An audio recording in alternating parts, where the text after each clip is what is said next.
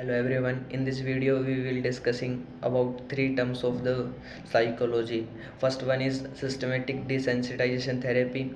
Second one is covert sensitization therapy, and the last one is Premack principle.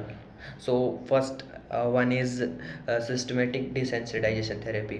Systematic desensitization therapy उन लोगों को दी जाती है, उन व्यक्तियों को, उन पर्सन को दी जाती है जिनके अंदर फोबियाज़ वगैरह जाते हैं। ठीक है, फोबिया होते हैं जो इरेशनल फियर होते हैं, तो उन व्यक्तियों को दी जाती है। सिस्टमेटिक डिसेंसिटाइजेशन थेरेपी है वो सिस्टमेटिकली काम करती है। लाइक किसी व्यक्ति को फोबिया ज़्यादा है, ठीक है, फोबिया है किसी भी चीज़ से रिलेटेड, लाइक उसको सांप से रिलेटेड कोई फोबिया है, सांप स्नैक से रिलेटेड कोई फोबिया है, तो इसमें सिस्टमेटिकली काम किया जाता है।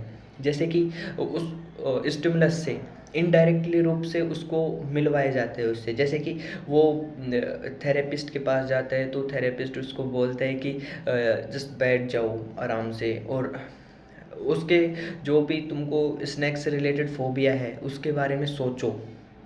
ठीक है, उससे रिलेटेड कोई कहानी बताता है, स्टोरी बताता है, या फिर उसको बोलता है कि उस चीज़ से रिलेटेड कुछ इमेजिनेशन लाओ। ठीक है, तो वो व्यक्ति जिसको फोबिया है वो उस चीज़ के बारे में सोचता है, देखता है, तो उसको मतलब फोबिया आ जाता है।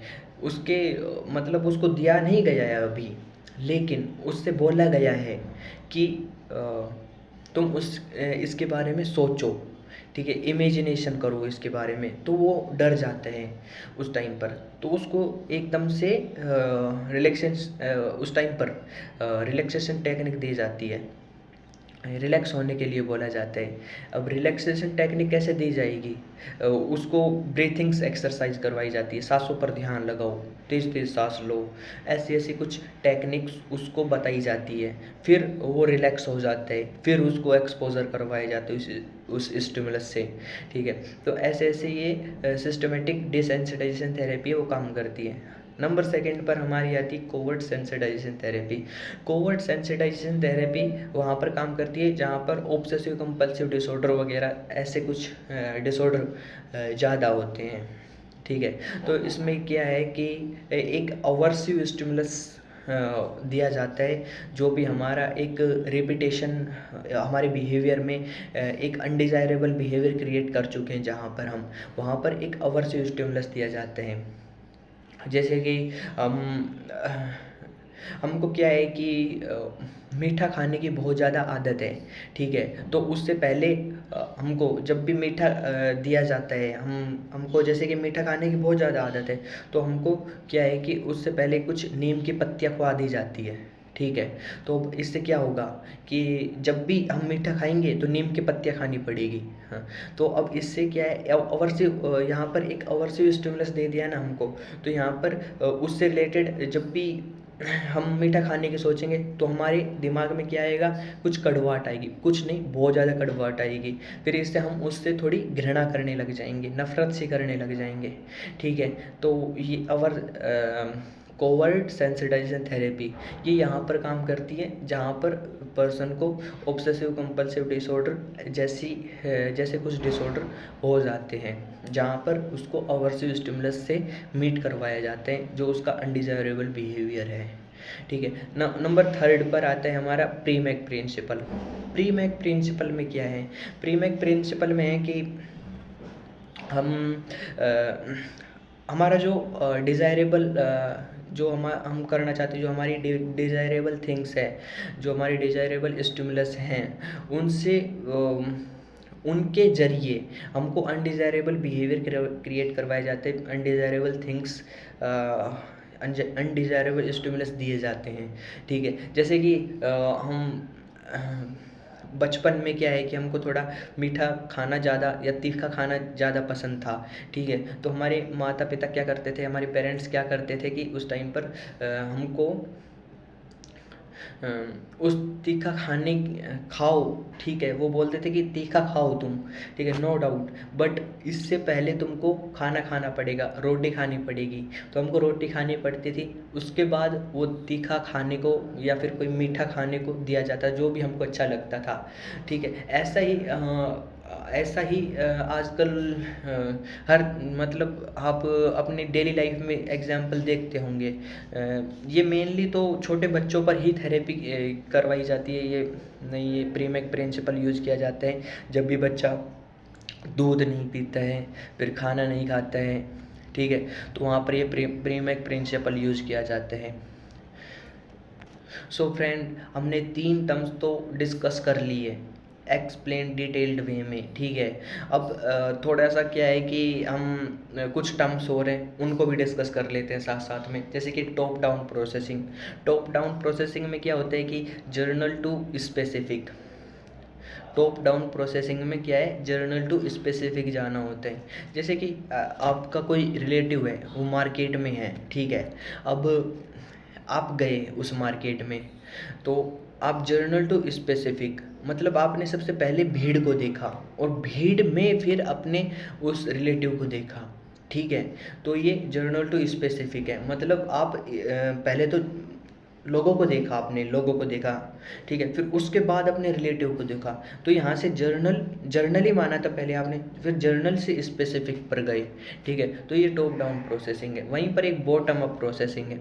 बॉटम अप प्रोसेसिंग इससे थोड़ा सा उल्टा है। इसमें क्या है, स्पेसिफिक टू जर्नल। मतलब कि जैसे कि यही एग्जांपल ले लेते हैं। तो आप एक मार्केट में गए, वहाँ पर आपने अपने रिलेटिव को देखा, फिर उसके बाद आपने इस पब्लिक को देखा, ठीक है, जो वहाँ पर जो लोग घूम रहे थे, जो वहाँ पर दुकान वगैरह थी, ठीक है। तो मतलब आपकी जो सबसे पहली नज़र आपकी आपके रिलेटिव पर गई है, फिर उसके बाद और लोगों पर गई है, ठीक है। तो ये है बॉटम अप प्रोसेसिंग, मतलब नीचे से ऊपर की ओर जाना। ओके फ्रेंड्स, सो हमारी नेक्स्ट टर्म है that is Hardy person. Hardy person कौन होते हैं? हार्डी पर्सन कंट्रोल्ड होते हैं, कमिटेड होते हैं और चैलेंज्ड होते हैं। मतलब कंट्रोल्ड मतलब अपने ऊपर कंट्रोल रखते हैं, किन किन चीज़ों पर मुझे कंट्रोल करना है, वो हार्डी पर्सन की पहली करेक्टरिस्टिक्स हैं, ठीक है। दूसरे पर कौन से आते हैं? कमिटेड होते हैं। वो कमिटेड भी होते हैं, जो भी उन्होंने अपना गोल सेट किया है या फिर जो उन्होंने अपने आप से बोला है, तो उनके प्रति कमिटेड होते हैं, उस कमिटमेंट को कंप्लीट करते हैं, ठीक है। नंबर 3 पर है चैलेंज्ड। चैलेंज्ड मतलब उनके सामने उनके जीवन में कोई भी चैलेंज्ड आता है, कोई भी चुनौतियाँ आती हैं, उसको वो पूरी करते हैं। That is characteristics of Hardy person. और जो अकोस्टिक रिलेटेड है साउंड से। तो आपको जब कभी भी क्वेश्चन पेपर मिले और फिर उसमें अकोस्टिक्स से रिलेटेड कोई टर्म हो, तो वो समझ लेना वो साउंड से रिलेटेड है, ठीक है। एक एनग्राम है। एनग्राम में क्या है कि मेमोरी ट्रेस ही है ये हमारा, फिजिकल और न्यूरो और chemical trace of our memory, ठीक है। इसमें क्या है, ट्रेसिंग चलती है। फ्रेंड्स, एट लास्ट हम एक ऐसे चीज़, देखो मैं आपसे एक बात पूछता हूँ, आप आज ठीक है। तो बहुत बार ऐसा नहीं होता कि आप सुबह अपना गोल सेट करते हो और फिर ऐसे करते करते करते आप अपने गोल के पीछे भागते भागते मतलब कंप्लीट करते करते और सांझ हो जाती है, रात हो जाती है, और अब आप बेड पर आने के टाइम हो गया, आप बेड पर आने का टाइम हो गया है, मतलब सोने का टाइम हो गया है, ठीक है। तो बहुत बार ऐसा नहीं होता कि हम जब बेड पर जाते हैं, सोने के लिए जाते हैं, तो हम बोलते हैं ओ आज तो इतना काम रह गया, आज मैंने सुबह इतना ज़्यादा मतलब अपने लिए गोल सेट किया था और आज इतना काम, मतलब इतना काम नहीं हुआ, ये बच गया, इतना बच गया, इतना अनकम्प्लीट काम है मेरा, इनकम्प्लीट काम है। तो इतना हम सोच नहीं लेते हैं कि मेरा तो इतना सब कुछ बच गया, है ना। और बहुत बार क्या होता है कि एग्ज़ाम में हम देखते हैं कि ओ मेरे तो इतने कम मार्क्स आए हैं, मेरे से 5 बच्चे आगे हैं, मेरे से 1 बच्चा आगे हैं, मेरे से 3 बच्चे आगे, मेरे से 10 बच्चे आगे हैं, ठीक है। तो ऐसा नहीं होता है। मतलब हम क्या है, किस चीज़ पर फोकस ज़्यादा करते हैं, हम उन चीज़ों पर ज़्यादा फोकस करते हैं दैट इज़ इनकम्प्लीटेड, जो हमने नहीं की है, हम उन पर फोकस कम करते हैं जो जिन पर हमने ओवरकम कर लिया है, जिनको हमने कंप्लीट कर लिया है, ठीक है, बजाय हम उन पर ज़्यादा फोकस करते हैं जो इनकम्प्लीट हैं, जिन पर हमने ओवरकम नहीं कर पाए हैं, जो बच गई हैं, ठीक है। इसको पता है साइकोलॉजी में क्या बोलते हैं, ज़ीगार्निक इफ़ेक्ट, ठीक है। इसमें यही होता है कि हम इनकम्प्लीट थिंग्स पर ज़्यादा फोकस करते हैं बजाय कंप्लीटेड थिंग्स पर। अच्छा, मैं आपसे कुछ बातें पूछता हूँ। मेरी बातें हैं कि मैं आपको एक बास्केट दूँ, एक टोकरी दूँ जो ग्रीन एप्पल से भरी हो, और जिसमें 1 2 3 एप्पल हो जो रेड हो, ठीक है। जो लाल सेब हैं वो कुछ ही सेब हैं, 2 3 हैं, जबकि पूरी जो टोकरी है, बास्केट है, वो हरे सेब से भरी हुई है। तो आप किन को चूज़ करोगे? मतलब आपको बोल दिया जाए आप उठा लो इनमें से सेब कोई भी, तो आपके जो सबसे ज़्यादा चांसेस होंगे वो किस सेब को उठाने के होंगे? ऑब्वियसली बात है कि इसमें आप रेड सेब को उठाओगे। मेनली अगर आपको दूसरा एग्जाम्पल दूँ तो आपके सामने एक कुछ किताबों के ढेर लगा दूँ, जैसे कि कुछ रजिस्टर्स के, ठीक है, जिसमें कुछ रजिस्टर, मतलब सबसे ज़्यादा जो रजिस्टर की संख्या हो वो काले पन्नों की हो, जो मतलब ब्लैक रजिस्टर होते हैं ना, जिनके ब्लैक पेजेस होते हैं, ऐसे रजिस्टर की जो संख्या है, नंबर्स हैं, वो ज़्यादा हैं। और जबकि कुछ ही रजिस्टर हैं जो वाइट रजिस्टर हैं। तो आपकी जो यहाँ पर जो सबसे ज़्यादा चांस होंगे, आप किन रजिस्टर को चूज़ करोगे? ऑब्वियसली बात है, आप वाइट रजिस्टर को ही, आप सफ़ेद पन्ने वाले को ही, जो अच्छे पन्ने हैं, अच्छी क्वालिटी के हैं, उनको ही चूज़ करोगे, ठीक है। तो इसमें क्या है कि आप उन चीज़ों को जो सबसे ज़्यादा दिख रही है, मतलब कुछ ही दिख रही है, जो अपने ढेर में से, अपने मतलब क्लस्टर में से, अपने ग्रुप में सबसे कम दिख रही है, और मतलब सबसे ज़्यादा कम है और सबसे अलग दिख रही है, उन चीज़ों को सबसे ज़्यादा चूज़ करने के चांसेस होते हैं।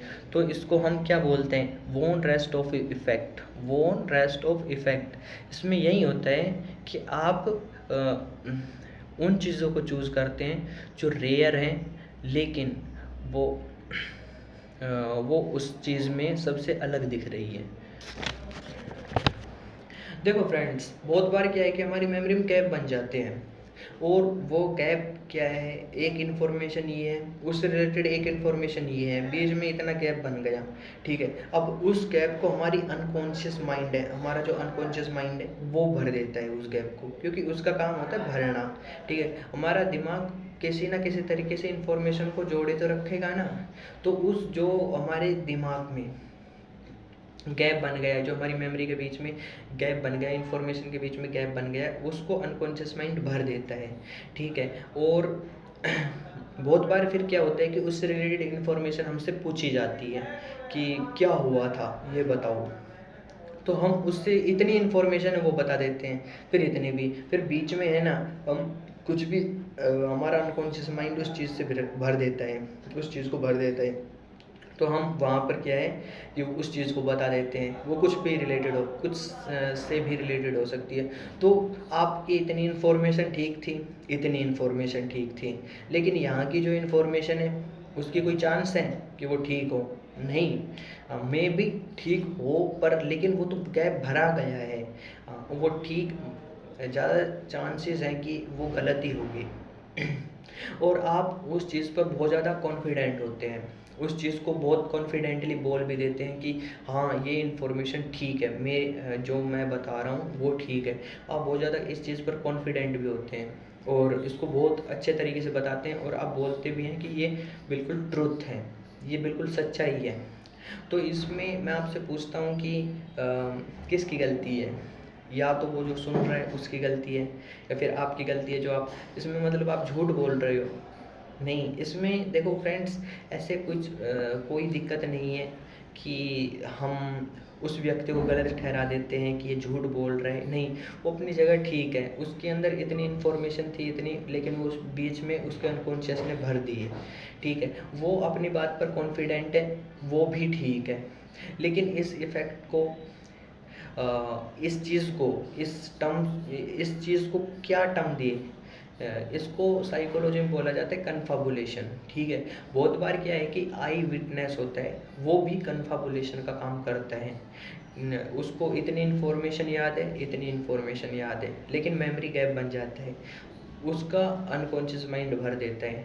तो आई विटनेस जब कन्फाबुलेशन, आई विटनेस में जब कन्फाबुलेशन आ जाता है, तो वहाँ पर क्या है कि जो भी इंफॉर्मेशन देता है किसी भी इंसिडेंट से रिलेटेड, तो वो वहाँ की जो जहाँ पर गैप बना है वो गलत होगी। Okay friends, so friend at last हमने बहुत ज़्यादा टर्म्स सीखी आज, बहुत कुछ नया जानने की कोशिश की, और मैंने भी अपना पूरा एफर्ट डाला इस वीडियो को बनाते वक्त, आपको अच्छे से अच्छे तरीके से एक्सप्लेन करने की कोशिश की, आपसे जुड़ने की कोशिश की। सो अगर आपको इस वीडियो में कोई गलती लगी हो, कुछ अच्छा न लगा हो, और कहीं पर कोई गलती लगी हो, तो कमेंट ज़रूर करें। अगर आपको रियली अच्छी लगी तो लाइक करें, चैनल को सब्सक्राइब करें, वीडियो को शेयर करें। Thank you friends.